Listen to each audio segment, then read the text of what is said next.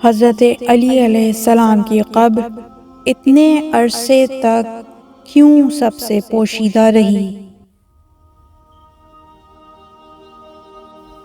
اور قبر کے آشکار ہونے کا مکمل واقعہ۔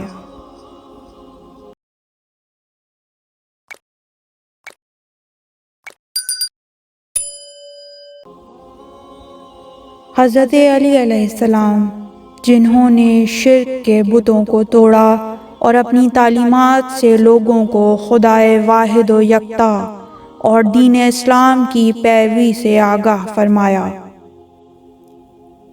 دشمنان اسلام و منافقین امام علی علیہ السلام سے بغض و کینہ رکھتے تھے۔ خلافت امیر المومنین نے ان کے حسد کو اور بھی تیز کر دیا، جس کے سبب شہادت مولائے متقیان ہوئی اور تقریباً 150 سال مولا علی کی قبر پوشیدہ رہی، سوائے ائمہ اطہار علیہم السلام اور چند مخصوص افراد کے مقام مدفن امام علی سے کوئی آگاہ نہیں تھا۔ امام جعفر صادق علیہ السلام اپنے شاگردوں کو تعلیم دیتے اور اسی دوران اپنے جد امجد علی ابن ابی طالب علیہ السلام کی قبر مطہر کی مخفیانہ زیارت کرتے۔ ایک دفعہ ہارون رشید کوفے کی پشت کی جانب شکار کرنے کے لیے نکلا تو اسے وہاں پر بہت سی ہرنیاں نظر آئیں، تو اس نے اپنے شکاریوں کو شکار کا حکم دیا۔ شکاریوں نے بازوں اور کتوں کو ان کے شکار کے لیے بھیجا، لیکن وہ ہرنیاں ایک ریت کے ٹیلے کے پاس چلی گئیں اور ان کے پاس جاتے ہی باز اور کتے واپس لوٹ آئے۔ 3 بار ایسا ہی ہوا۔ جب بھی ہارون رشید اپنے شکاری کتوں اور بازوں کو شکار کرنے کے لیے بھیجتا، ہرن اس ٹیلے میں پناہ لے لیتے اور شکاری باز اور کتے مجبوراً واپس لوٹ آتے۔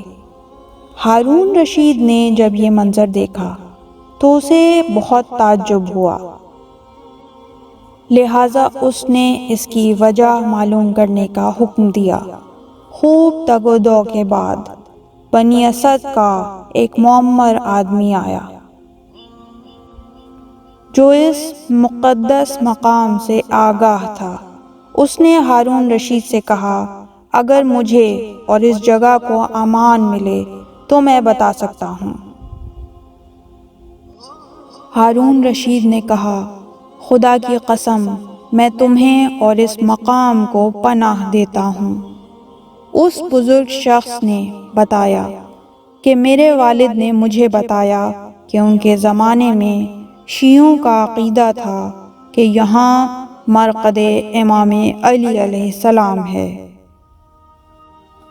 اس ریت کے ٹیلے کے نیچے حضرت علی ابن ابی طالب علیہ السلام کی قبر اقدس ہے۔ اللہ نے اس مقام کو اپنا حرم قرار دیا ہے۔ جو بھی یہاں پناہ لے گا اسے پناہ دی جائے گی۔ ہارون رشید اپنی سواری سے اترا، وضو کیا اور نماز پڑھی۔